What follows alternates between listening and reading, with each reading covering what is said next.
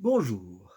Alors, aujourd'hui, puisque mon Jacques Dalcroze, mon petit Jacques Dalcroze est sorti en France et qu'au mois de novembre, probablement il sortira également au Canada, il a déjà été publié en Suisse en juillet dernier, je voudrais redire la joie, c'est bien le cas de le dire puisque c'est le chantre de la joie, que j'ai eu aussi à écrire ces quelques pages sur cette personnalité que je considère comme l'une des plus extraordinaires de l'histoire de la musique, mais aussi, et bien au-delà de la musique en tant que telle, de l'histoire de la pensée.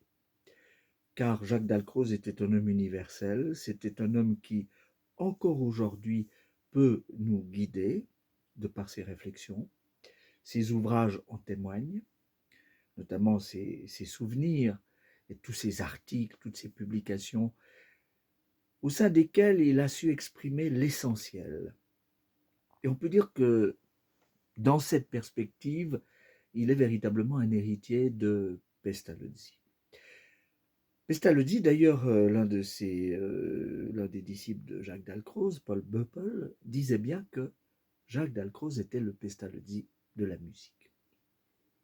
Il y a donc là une continuité très intéressante qui ne se limite pas à la seule rythmique, bien qu'elle soit toujours d'actualité dans le monde entier et qu'elle soit aussi finalement révolutionnaire dans ce domaine de la pédagogie, de la pensée musicale active, de la mise en action, de l'incarnation du rythme dans l'éducation, au sein de l'éducation, ce qui dépasse l'exercice en tant que tel, ce qui conduit à développer quelque chose d'épanouissement chez l'être humain. D'ailleurs, au fond, ce que Jacques Dalcroze, et c'est ce qui m'a frappé, que j'ai essayé de souligner dans cet ouvrage, ce qui me frappe, c'est sa condamnation de l'arythmie, c'est-à-dire ce blocage qui ne concerne pas que l'exercice musical en soi, mais qui concerne toute l'activité humaine, dans toutes ses composantes. Il avait bien remarqué, lorsqu'il a voyagé en Europe, des différences entre certains peuples. Il a beaucoup aimé les Anglais qui pour eux étaient probablement les seuls à ne pas être véritablement arythmiques. Peut-être est-ce dû à l'humour qui les caractérise justement, car l'humour, parlons-en, Jacques Dalcroze en avait. Il a participé lors de l'exposition de 1896 à Genève à un cabaret. Il avait une faconde, il avait une faculté imaginative tout à fait extraordinaire et en même temps un sens de la profondeur, comme en témoigne notamment sa musique symphonique.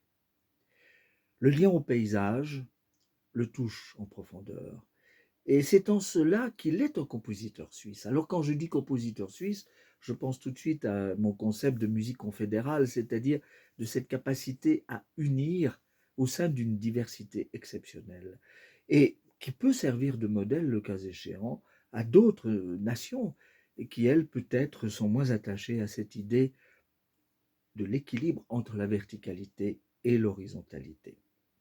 En tous les cas, au-delà de cette petite biographie qui est très modeste, je voudrais vraiment appeler l'attention de tout un chacun sur cette personnalité exceptionnelle qui m'a accompagné, qui continue de m'accompagner.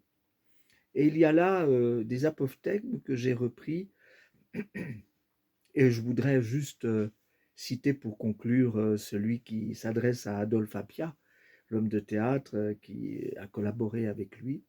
Et en 1906, il lui écrivait: mes expériences pédagogiques m'ont fait constater que la musique est dans l'homme, donc dans la vie, comme il l'a si bien expliqué et incarné lui-même.